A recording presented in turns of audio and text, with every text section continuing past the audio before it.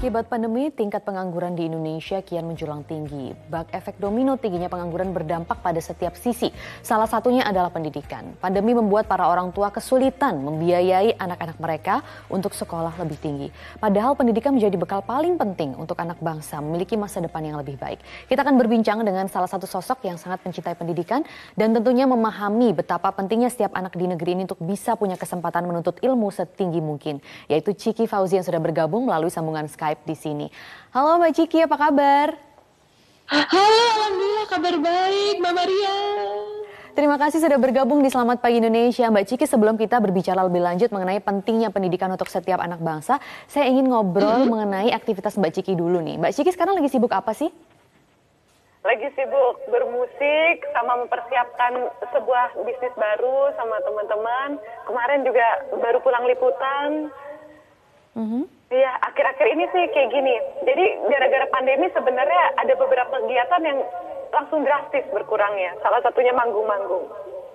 Oke, tapi apa sebenarnya hubungan dari pendidikan yang sudah Mbak Ciki raih, kan Mbak Ciki ini sekolah tinggi begitu ya, dengan aktivitas yang Mbak Ciki jalani saat ini? Cita-cita sejak kecil tuh apa sih Mbak dulu? Sebenarnya dari dulu aku pengen jadi seniman. Terus pas kuliah menemukan sebuah jurusan animasi, terus aku berpikir ini seru banget nih ketika karya seni atau membuat sesuatu yang berseni dicampur sama teknologi. Akhirnya aku ngambil kuliah animasi di Malaysia. Dan ngaruhnya ke yang sekarang adalah walaupun sekarang aku udah nggak berprofesi sebagai animator, tapi ternyata skill membuat animasi itu bermanfaat, turunannya tuh banyak. Seperti salah satunya sekarang kan aku masih berprofesi sebagai mural artist. Itu fundamental of art-nya waktu dari belajar animasi itu masih dipakai banget sampai sekarang. Terus kepake buat bikin video lirik sendiri, gambar-gambar dan bekerja sebagai ilustrator dan lain sebagainya. Nah, cita-cita sejak kecil itu memang mempengaruhi Mbak Ciki untuk melanjutkan pendidikan yang lebih tinggi begitu sampai kuliah di luar negeri ya Mbak? Pastinya, dari kecil aku udah tahu banget aku pengen jadi seniman. Makanya ngambil kuliahnya langsung seni, terus seni plus teknologi jadinya animasi. Oke, nah kalau begitu Mbak, dengan kondisi seperti ini banyak orang yang kehilangan pekerjaan atau pendapatnya menurun yang akhirnya mereka, para orang tua ini mungkin jadi kesulitan untuk menyekolahkan anaknya. Nah, pendapat Mbak Ciki sendiri bagaimana mengenai fenomena ini Mbak? Sebenarnya fenomena kayak gini sedih sih Mbak ya. Maaf ya, ini rada gemak soalnya. Oke. Sebenarnya fenomena kayak gini nih sedih. Jadi aku sangat amat mendukung kalau misalnya ada sebuah gerakan atau crowdfunding yang kita bisa support untuk bisa support orang-orang yang membutuhkan, yang pengen terus bergerak dalam pendidikan. Karena sekarang kan misalnya kita mau ikut terjun langsung, misalnya mau ikut gerakan-gerakan pendidikan yang traveling mungkin ke pelosok itu juga lagi tidak memungkinkan. Jadi menurut aku yang sekarang kalau misalnya mau kontribusi dalam pendidikan yang paling memungkinkan itu ya adalah mendukung donasi atau crowdfunding yang emang support untuk pendidikan gitu. Nah, menurut Mbak memang seberapa penting sih Mbak kita tuh harus mensupport pendidikan gitu? Kalau Mbak kan sudah merasakan memiliki cita-cita sejak kecil, kemudian sampai tercapai cita-citanya, itu apakah memang semua itu harus lewat pendidikan, Mbak? Menurut aku iya sih, Mbak. Pendidikan mau formal, mau informal, pendidikan itu penting banget. Apalagi pendidikan dari rumah. Itu paling-paling penting banget buat aku. Fundamental semuanya adalah pendidikan dari rumah. Karena ketika anak juga udah pulang dari sekolah, yang lanjut mendidik itu adalah ya kondisi dan situasi di rumah gitu. Jadi pendidikan itu begitu pentingnya untuk mencetak kita akan menjadi seperti apa, bahkan karakter kita pun itu dicetak dari pendidikan. Oke, nah kalau begitu Mbak, kontribusi apa mungkin yang bisa kita berikan individu-individu masing-masing ini? Kontribusinya kecil, tapi kita harus berbuat untuk dunia pendidikan di Indonesia, terutama di tengah pandemi seperti saat ini. Oke, kalau di tengah pandemi sih, kalau menurut aku kita kalau emang peduli banget nih sama pendidikan, kita harus terus mendukung gerakan-gerakan yang support pendidikan, seperti crowdfunding yang tadi aku udah bilang, atau mungkin donasi-donasi. Karena sekarang kalau misalnya mau terjun langsung ikut gerakan-gerakan pendidikan juga kan sekarang karena keadaan new normal pandemi ini, beberapa hal yang mungkin biasanya kita lakukan ini jadi terbatasi kan. Jadi kita harus memikirkan apa cara yang bisa kita lakukan untuk terus bisa kontribusi, atau mungkin kita bikin kelas-kelas online yang bisa diikutin banyak orang, berbagi ilmu, semua yang lewat online yang kita bisa lakukan untuk mengoptimalkan manfaat tersebar, tapi meminimkan juga mobilitas gitu. Dan Mbak Ciki tertarik untuk support? Tertarik untuk join bergabung dan support dukungan seperti itu? So far sih tertarik sih dan udah mulai menjalaninya. Oke, kalau gitu kita akan ngobrol kalau gitu Mbak. Nanti kita akan undang salah satu mahasiswi yang memiliki asa menjadi seorang guru, namun kuliahnya terancam putus di tengah jalan karena orang tuanya terdampak pandemi. Nanti kami akan kembali juga masih bersama Mbak Ciki Fauzi di sini. Tetaplah di Selamat Pagi Indonesia.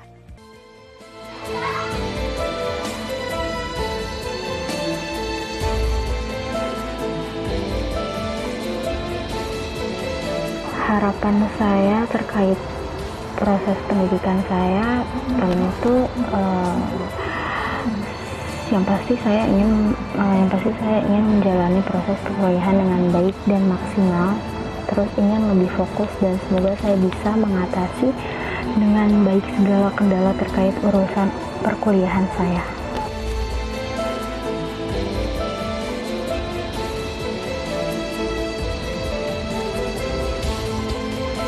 Dampak pandemi ini buat saya, yang pasti saya harus melaksanakan perkuliahan secara online atau di rumah, dan dampaknya membuat saya lebih sulit untuk memahami materi perkuliahan. Pemirsa, tadi kita saksikan kisah Anida Maulidina, salah satu mahasiswi yang terdampak pandemi. Kita langsung saja berbincang dengan Anida yang sudah bergabung melalui sambungan telepon di sini. Halo, selamat pagi Mbak Anida. Halo, selamat pagi. Mbak Anida ini kuliah di mana dan jurusan apa Mbak? Aku di Universitas Indonesia PGRI, jurusan Pendidikan Ekonomi. Apa yang membuat Mbak Anida mengambil jurusan itu? Setelah kuliah ingin menjadi apa? Insya Allah saya ingin menjadi guru. Kenapa ingin menjadi guru Mbak Anida? Menurut saya ingin menjadi guru karena menurut saya mengajar adalah passion saya gitu. Dan semoga dengan saya mengajar, saya bisa membuat perubahan pada kehidupan situasi menjadi lebih baik untuk masa depannya. Lalu mengenai pandemi COVID-19 ini, ada dampak tidak Mbak untuk aktivitas kuliah Mbak Anida sendiri? Iya, yang pasti ada ya dampaknya dari pandemi ini yang membuat saya harus melakukan perkuliahan di rumah secara online. Jadi kadang sulit untuk memahami materi perkuliahan, terus juga kalau untuk tanya jawab kadang kurang. Kalau dari segi biaya bagaimana Mbak mengenai dukungan orang tua terhadap cita-cita dan juga keberlangsungan kuliah Mbak Anida sendiri? Kalau untuk biaya dan seperti itu namanya orang tua ya Pak, mungkin bakal melakukan untuk anaknya apalagi untuk pendidikan gitu. Jadi diusahakan untuk pendidikan selalu ada gitu, walaupun memang terkadang merasa kurang. Kesulitannya apa Mbak kalau begitu di tengah pandemi ini?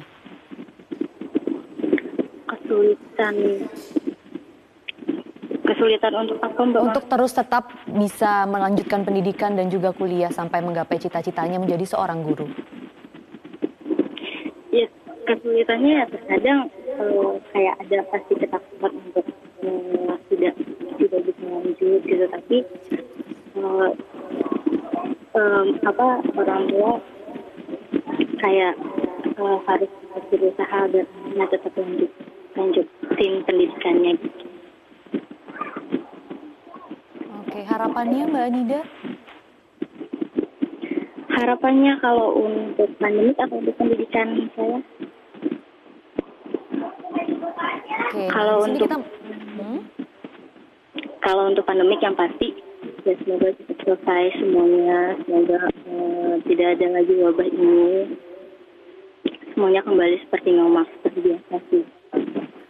Baik, Baik, kita juga masih tersambung di sini dengan penggiat pendidikan Mbak Ciki Fauzi yang juga tadi sudah mendengar kisah dari Mbak Anida yang mungkin juga terdampak di tengah pandemi ini, Mbak, dan terpaksa mungkin tidak bisa melanjutkan pendidikannya karena dukungan dari orang tua begitu. Nah, pesan dari Mbak Ciki sendiri untuk Mbak Anida dan juga masih banyak anak-anak di luar sana yang membutuhkan akses pendidikan yang lebih luas lagi agar mereka ini tetap bisa semangat untuk menggapai cita-citanya dan meneruskan pendidikannya meskipun masih dengan kondisi sulit seperti ini.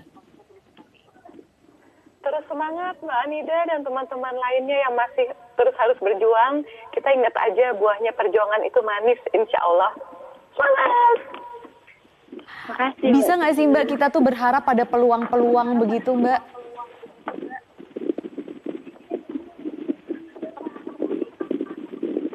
Mbak Ciki, bisa mendengar saya? Mbak? Iya. Gemak. Mbak Ciki, anak-anak di sini seperti Mbak Anida masih banyak begitu. Nah, bagaimana cara mereka untuk bisa mencari peluang-peluang agar mereka tetap bisa melanjutkan pendidikan mereka setinggi mungkin? Cara mereka mencari peluang-peluang. Cara mencari peluang, kalau menurut saya mungkin PR yang besar itu ada di lembaga-lembaga kemanusiaan ya Mbak ya, yang harus terus bergerak mencari orang-orang yang siap untuk dibantu tapi drive-nya tinggi. Baik, terima kasih Mbak Ciki Fauzi sudah memberikan informasi dan juga semoga menginspirasi banyak yang ingin membantu untuk ikut terjun membantu dunia pendidikan di Indonesia saat ini. Terima kasih banyak Mbak Ciki dan juga terima kasih Mbak Anida juga sudah berbagi cerita di sini. Itu Kementerian Ketenagakerjaan mencatat hingga saat ini lebih dari 1,9 juta orang mengalami pemutusan hubungan kerja alias PHK dan dirumahkan. Ribuan anak Indonesia terancam putus sekolah di tahun ajaran baru mendatang. Mari bersama, selamatkan mimpi mereka.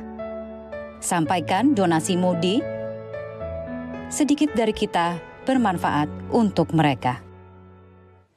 Pemirsa, tidak hanya Anida, ada jutaan anak di negeri ini yang terancam tidak bisa melanjutkan pendidikan karena orang tua mereka terdampak pandemi. Setiap dari kita sebenarnya bisa membantu meringankan beban mereka dengan memberikan sebagian rezeki kita untuk biaya mereka sekolah. Salah satunya melalui beasiswa pasca pandemi.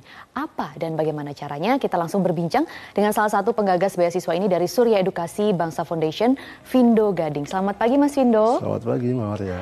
Mas Vindo, sebenarnya ini beasiswa pasca pandemi ini apa dan apa yang melatar belakanginya, Mas? Oke, kita rilis beasiswa pasca pandemi ini memang kita melihat keprihatinan kita terhadap pandemi ini ya. Karena kita tahu, kita lihat di luar sana ternyata banyak yang kehilangan pekerjaan. Orang tua yang kehilangan pekerjaan yang impact-nya nanti akan membuat siswa-siswi putus sekolah. Nah, kita melihat ada ancaman putus sekolah yang semakin tinggi karena pandemi ini, akhirnya kita keluarkanlah program beasiswa pasca pandemi ini. Nah, program ini diusung oleh 3 yayasan, yaitu ada Surya Edukasi Bangsa Foundation, ada Basnas, LB Basnas, lalu ada juga ISC, Indonesia Scholarship Center. Jadi kita bersama-sama mengusung program ini untuk menggalang donasi sebesar-besarnya, yang kemudian akan kita donasikan ke anak-anak yang membutuhkan. Anak-anak yang membutuhkan, sasarannya berarti siapa saja, Mas? Terutama mereka yang terdampak sama pandemi ini ya, mereka orang tua yang mungkin menjadi korban dari pandemi atau mungkin tenaga medis yang telah menjadi korban juga karena pandemi, lalu mereka yang orang tuanya kehilangan pekerjaan. Lalu siapa aja yang akan menerima beasiswa ini? Mereka yang kita utamakan yang di dalam Jabodetabek, dalam lingkup Jabodetabek, lalu mereka yang akan naikkan kelas dari dari SD ke SMP, SMP ke SMA, lalu dari SMA mau kuliah. Itu kita utamakan yang akan kita bantu untuk bisa terus sekolah sehingga kita bisa benar-benar menekan angka putus sekolah karena pandemi ini. Berapa banyak kira-kira dana yang disiapkan untuk membantu mereka dan kira-kira ada berapa anak-anak yang akan terbantu nantinya dengan beasiswa pasca pandemi ini? Oke, per 11 Mei kemarin kita sudah mendapat 2.000 pendaftar. Jadi itu terpaksa kita tutup, Maria. Jadi karena saking banyaknya yang antusias jadi, ya. Kita tutup dulu pendaftaran penerima manfaat ini sehingga kita benar-benar fokus untuk menggalang dana dulu. kita sih berharap ada 600 anak yang bisa kita bantu. Jadi makanya kita dengan kondisi seperti ini kita terus berjuang untuk menggalang donasi sebesar-besarnya sehingga banyak anak yang bisa kita bantu melalui program ini. Kalau begitu yang paling penting nih Mas, bagaimana cara kita bisa berkontribusi dan turut membantu program ini? Mudah sekali.